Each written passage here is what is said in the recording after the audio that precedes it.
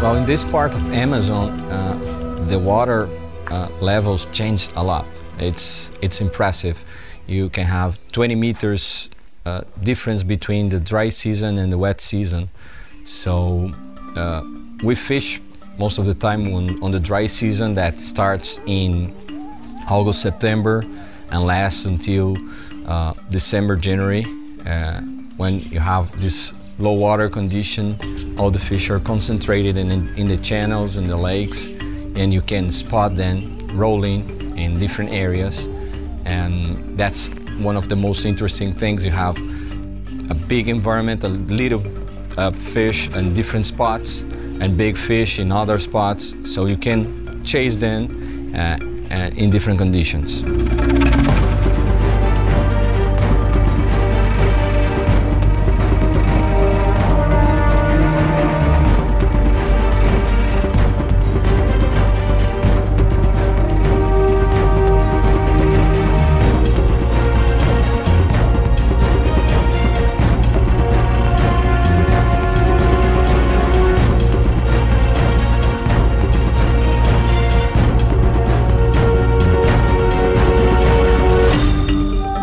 This is the Mamiraua Reserve. It's one of the first sustainable development reserves in Amazon, created in the 80s to protect the flora and fauna of this part between the Solimões River and the Japura River. Mamiraua, it's probably the biggest Arapaima reserve in all Amazon. It's a complex of channels, lakes that connect between these both rivers, and all these fish come into this big floating area. It's one of the biggest wetlands we have in Amazon, and the Arapaima find a perfect environment to feed and spawn here in Mamiraua. And since the beginnings, they protected the Arapaima in this area, and the communities starts to work with a local institute, the Mamiraua Institute, to find a way to have a sustainable Arapaima fishing for these communities. It's a commercial fishing they do on the sides of the reserve, and the core of the reserve right here in Mamiraua Lake, it was always protected for any kind of activity. So we proposed this idea of, we have the same projects in Bolivia and Brazil in the Mamiraua River, that is a complete partnership between us, our company, and then work together in this fly fishing project. They like it pretty much, the idea, and they agreed to work with us together, and then that all begins.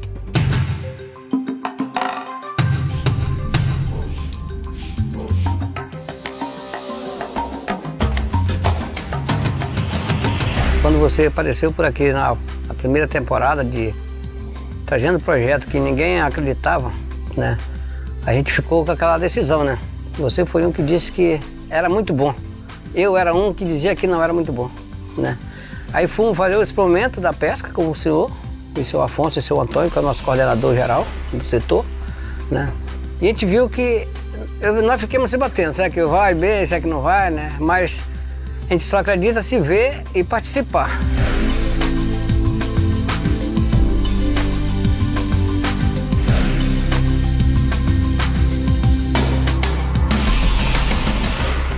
It's very good to see how the project, the model we developed many years ago in other locations is expanding now to different places in the Amazon with the same idea, the locals or natives working in a partnership with us, and everything is moving and going on and having success.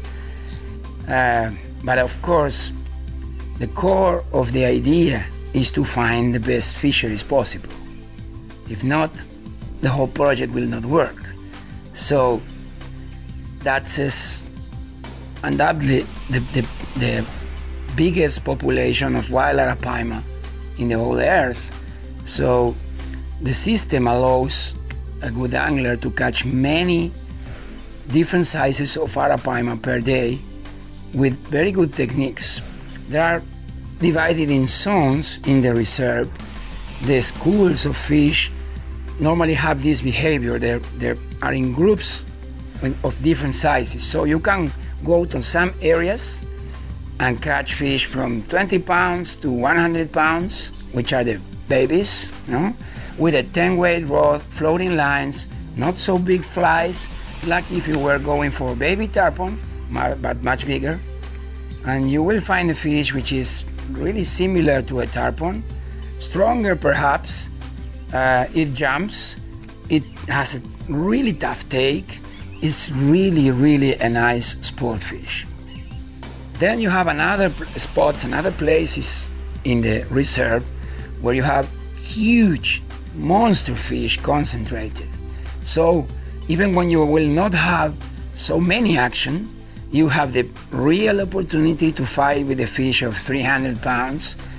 You will need to use, of course, a 12-weight rod and sinking lines and bigger flies, but the opportunity is there. We were very lucky in this trip. We caught some really big fish and create some opportunities to film it. So I think it's really something very new, very interesting for a serious angler. And then you have another species. For example, in my own opinion and also Rodrigo's opinion, the arowana is one of the most interesting sport fish you can find in the Amazon.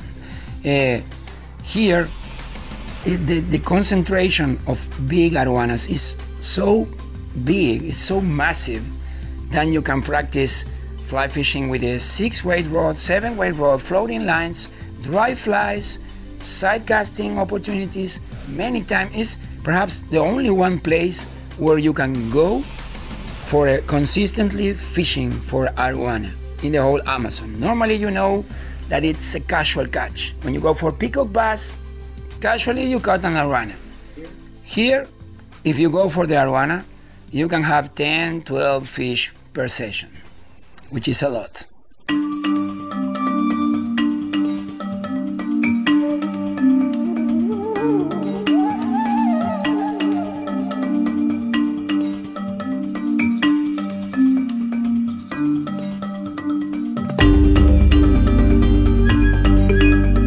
When I first got invited to come here, and